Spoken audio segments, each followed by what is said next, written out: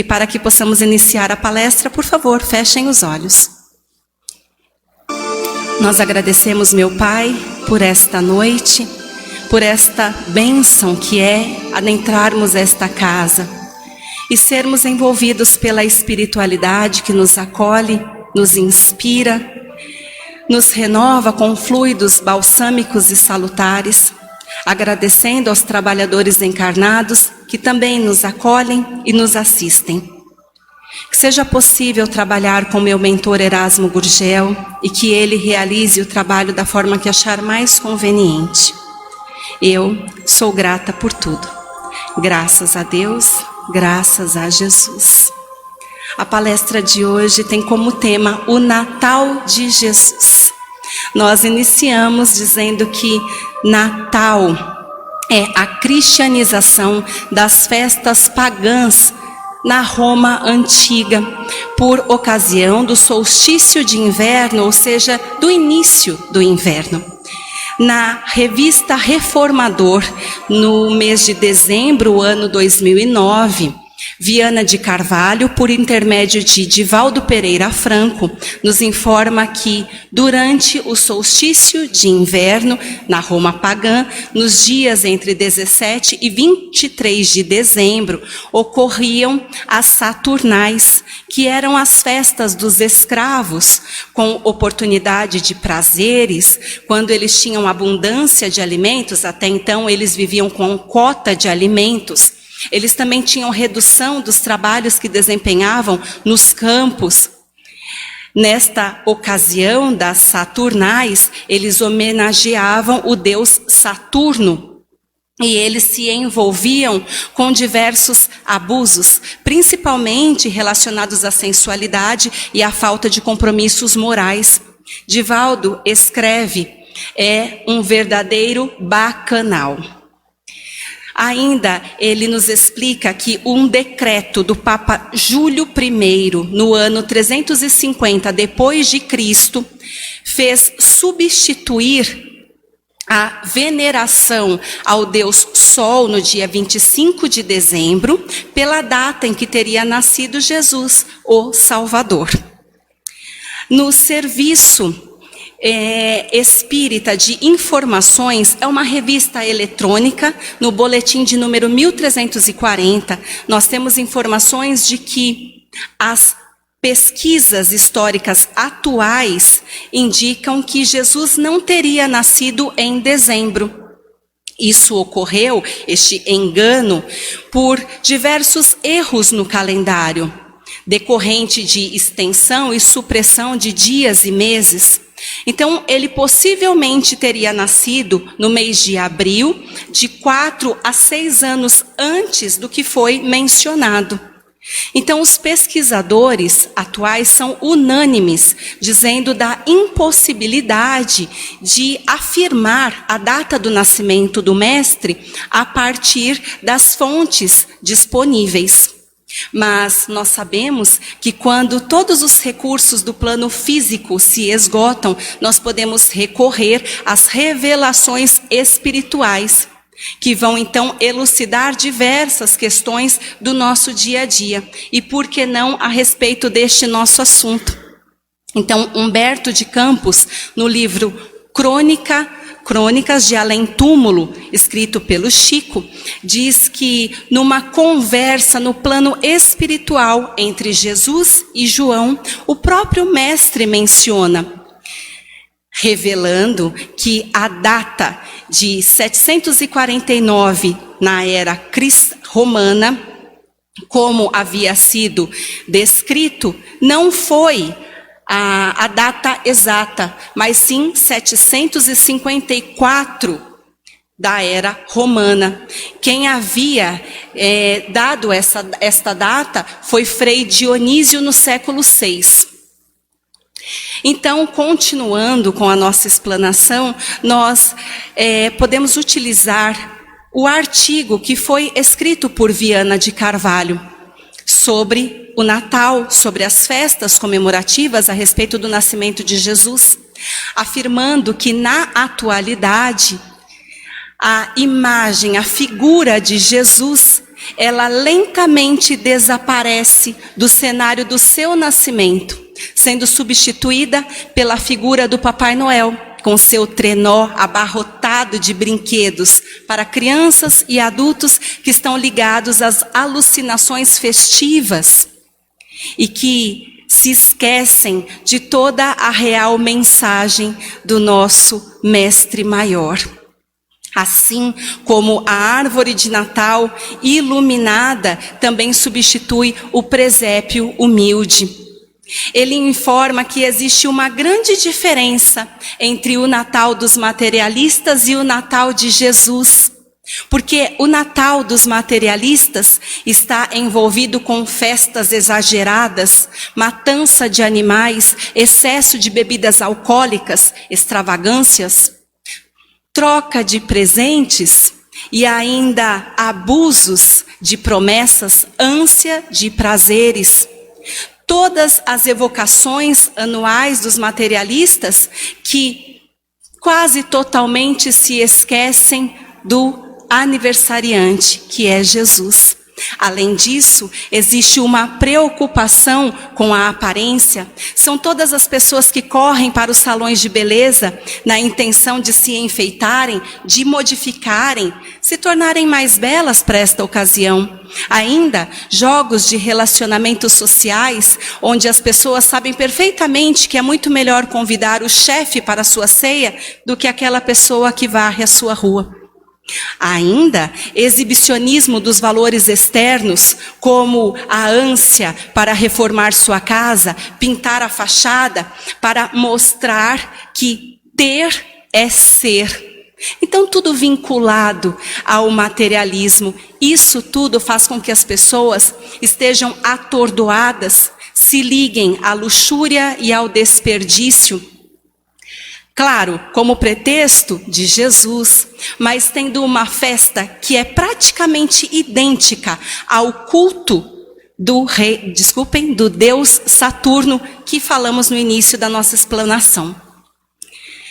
Os adversários da ética moral proposta por Jesus tentam a todo custo fazer com que as pessoas se esqueçam da sua mensagem nas mentes e nos corações, com tentativas covardes que possam transformá-lo num mito, apagando Jesus da inconsciência da humanidade. E é isso que vai acontecer se nós, que nos dizemos cristãos, não soubermos passar para as futuras gerações quem foi Jesus, quem é Jesus e o que ele representa para toda a humanidade. Dizendo que Jesus é o ser mais perfeito que já esteve na terra e que sem os seus exemplos, os seus ensinamentos, nós seremos simplesmente seres medíocres nesta sociedade. Portanto, é um dever nosso modificarmos esta condição.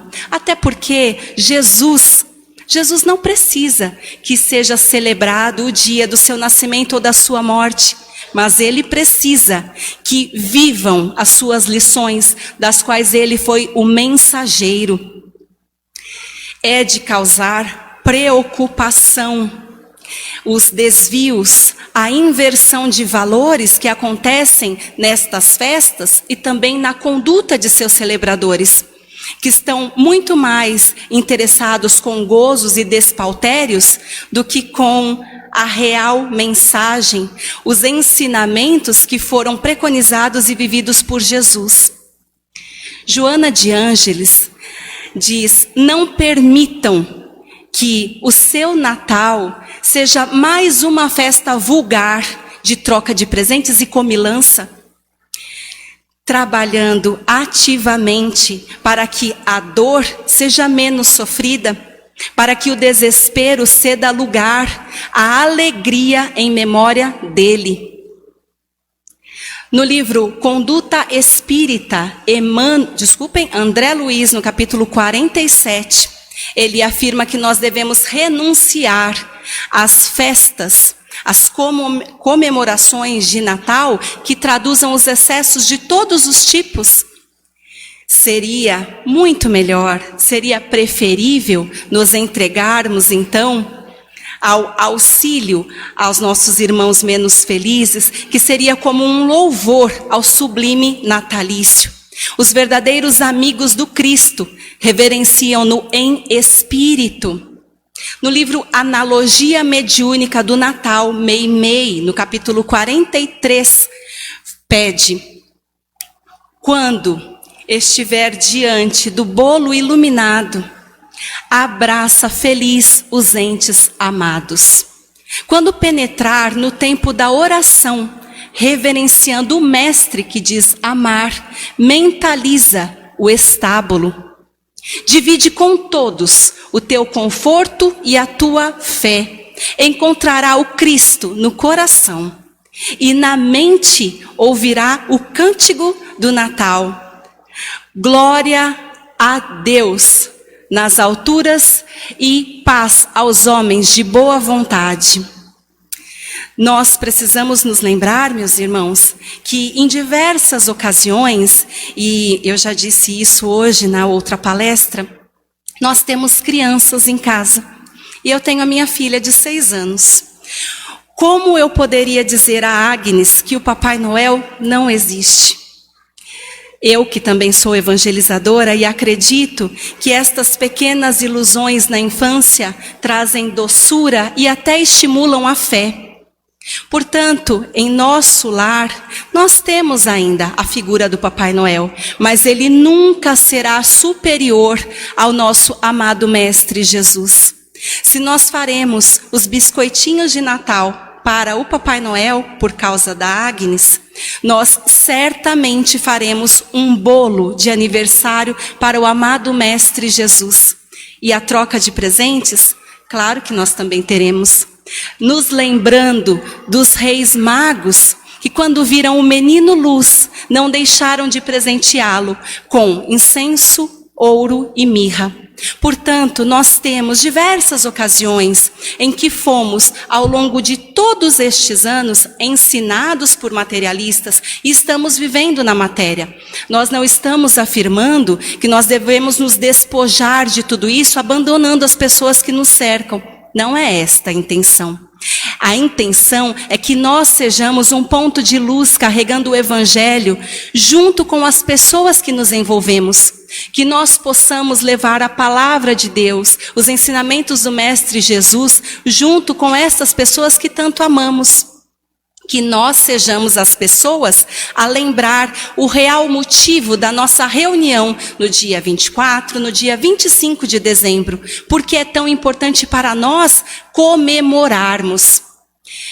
Então, nos lembramos do livro de Richard Simonetti, Paz na Terra, quando ele nos lembra que Jesus foi tão importante para a história da humanidade, que a humanidade, a partir dele, foi dividida em 2 épocas, antes e depois de Jesus. Os anos começaram a ser contados a partir do seu nascimento, tido como um marco para o renascimento espiritual de toda a humanidade. Mas nós não sabemos a data exata do nascimento de Jesus. Existem muitas dúvidas quanto a esta data. Porém, isto é dispensável. É importante centralizar a nossa atenção no objetivo da missão de Jesus. Quais foram os seus ensinamentos? E é isso que nós devemos lembrar na noite de Natal. Lembrando então que Jesus nos ensinou como construir o reino divino a partir do alicerce amor. Amar a Deus sobre todas as coisas, amar ao próximo como a si mesmo. Se nós tivéssemos uma pequena fagulha de amor dentro de nós, nunca produziríamos o mal, nem para nós, nem para o nosso semelhante. Mas podemos iniciar com treino, tentarmos amar, tentando produzir o bem para os nossos semelhantes. Jesus foi o único que em todas as circunstâncias exemplificou seus ensinamentos, viveu sua mensagem. Se nós contemplarmos assombrados diversos líderes religiosos, nós perceberemos que muitos deles trazem mensagens importantes, mas entram em contradição com a vivência do seu dia a dia. Mas Jesus não. Ele foi diferente de todos. Ele foi tão grande quanto a sua mensagem, que vivenciou inteiramente.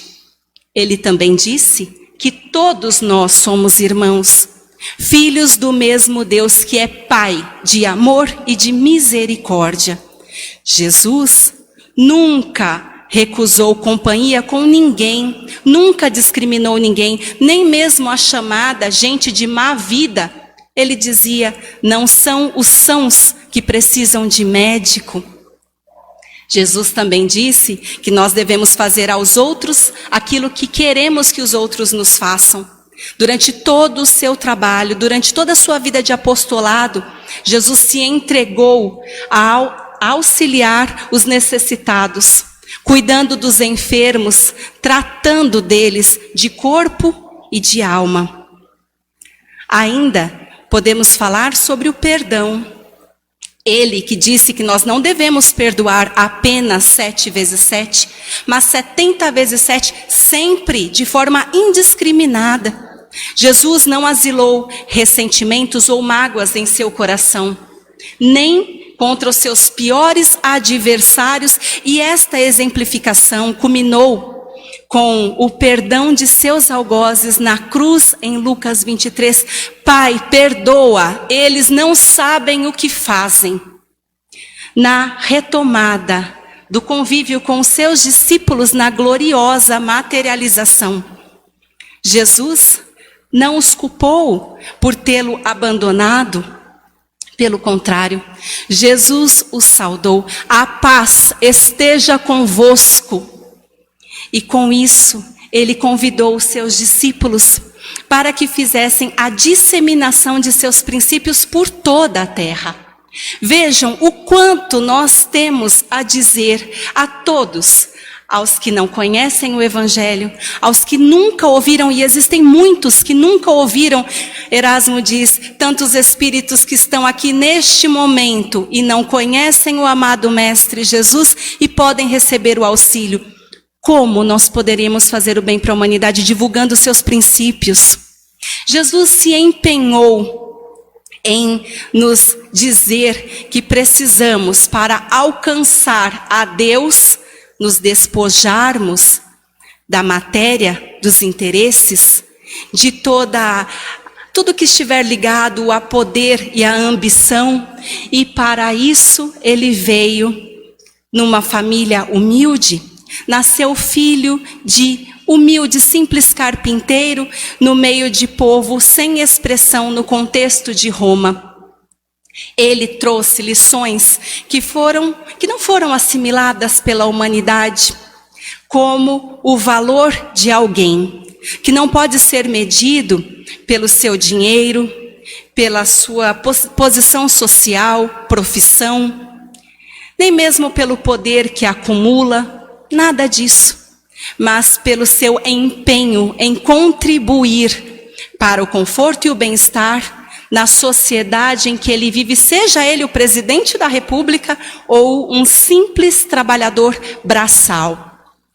Quando nós nos detivermos na apreciação do nascimento do Mestre Jesus, não importa se ele nasceu no ano 1 ou antes, se ele nasceu em dezembro ou em qualquer outro mês, o importante é avaliar o ano decisivo que ele nasceu para nós, em nossos corações.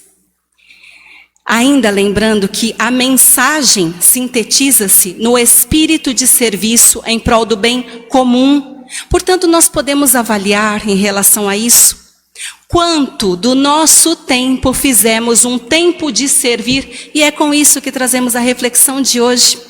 Neste ano que foi tão difícil para todos nós, como nós fizemos do nosso tempo um tempo de servir, como auxiliamos as pessoas que estão em nossa volta, como contribuímos para a harmonia e bem-estar na sociedade em que estamos, nós nos fizemos úteis, fomos servidores do Mestre, auxiliamos em nossos lares, levando esperança, levando conforto, levando paz aos corações que estavam inquietos pela pandemia?